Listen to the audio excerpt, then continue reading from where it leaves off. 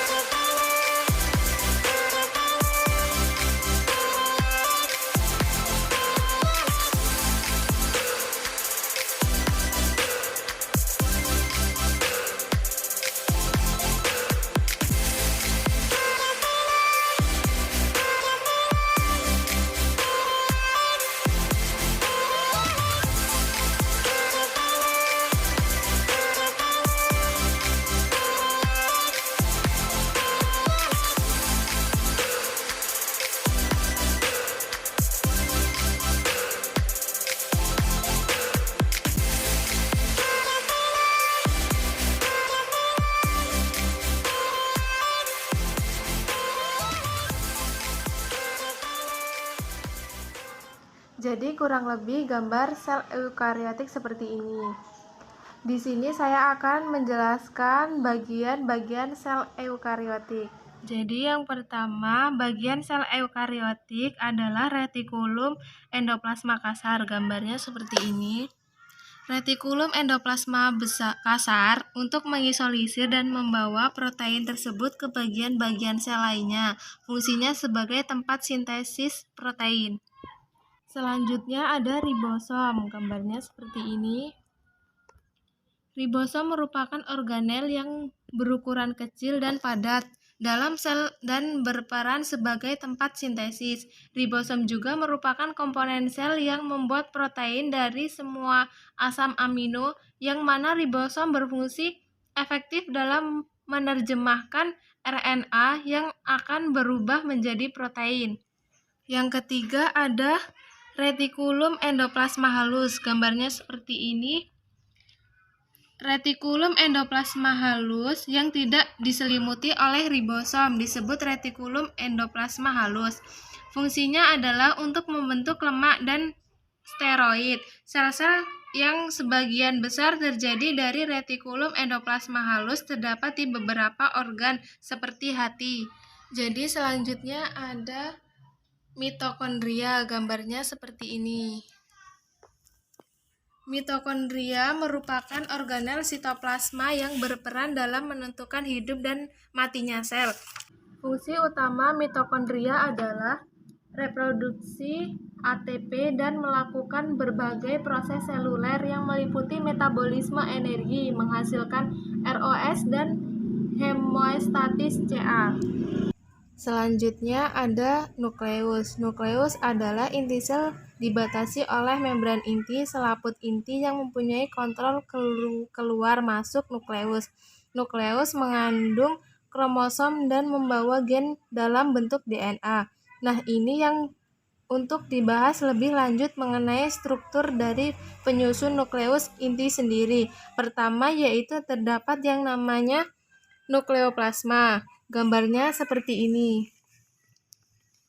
Nukleoplasma adalah cairan kental di dalam inti sel atau nukleus yang mengandung banyak protein dan zat lainnya, seperti mineral, DNA, dan RNA. Selain berfungsi sebagai tempat untuk mengolah berbagai enzim, bagian yang disebut dengan Karyoplasma ini juga berperan dalam membantu menjaga bentuk dan struktur inti sel.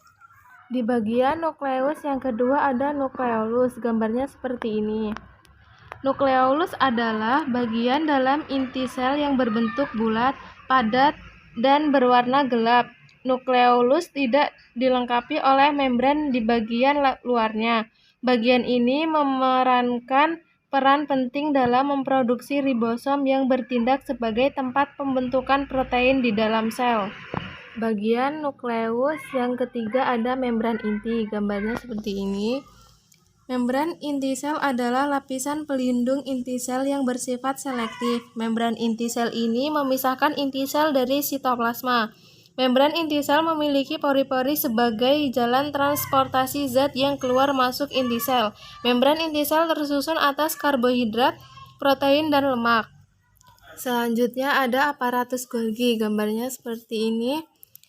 Aparatus Golgi atau badan Golgi adalah organel yang dikaitkan dengan fungsi ekskresi sel, dan struktur ini dapat dilihat dengan menggunakan mikroskop cahaya biasa. Selanjutnya ada lisosom, gambarnya seperti ini. Lisosom adalah organel bermembran yang ditemukan pada banyak sel hewan. Bentuknya berupa vesikel bulat yang mengandung enzim hidrolik yang mampu memecah berbagai jenis biomolekul. Selanjutnya ada sentriol, gambarnya seperti ini. Sentriol adalah organel silinder yang terdiri dari mikrotubulus, yaitu molekul terbentuk tabung atau untaian protein. Biasanya ditemukan dalam sel eukariotik. Di dalam sel, sentriol membantu dalam pembelahan sel dengan memfasilitasi pemisahan kromosom. Selanjutnya ada sitoplasma, gambarnya bagiannya yang ini. Sitoplasma adalah bagian sel yang terbungkus membran sel. Pada sel eukariotik, sitoplasma adalah bagian non-nukleus dari protoplasma. Yang terakhir ada membran sel, gambarnya seperti ini. Membran sel adalah fitur universal yang dipunyai oleh semua jenis sel, berupa lapisan antarmolekuler yang dinamakan membran plasma. Jadi ini bagian-bagian sel eukariotik yang saya jelaskan tadi.